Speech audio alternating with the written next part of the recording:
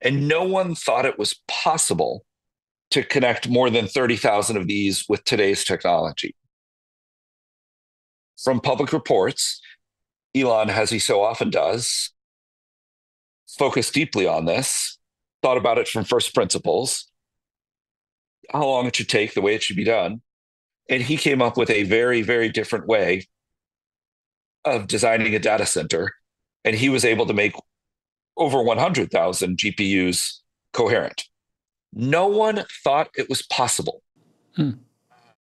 If I was a last minute ad for this, but I would have said there were all these articles that were being published in the summer saying that no one believed he was going to be able to do it.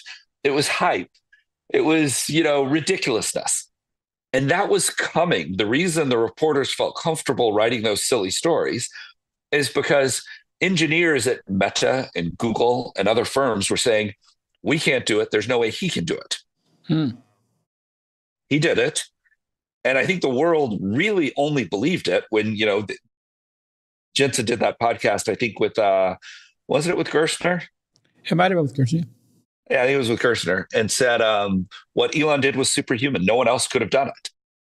And I actually think you can argue that Elon doing that in a lot of ways kind of saved NVIDIA from a tough 6-month period when Blackwell was delayed, because everyone who was waiting for Blackwell and thought it was impossible to make 100,000 hoppers coherent rushed out and bought a lot of hoppers to try and do it themselves. Now we will see if someone else is able to do it. It was really, really hard.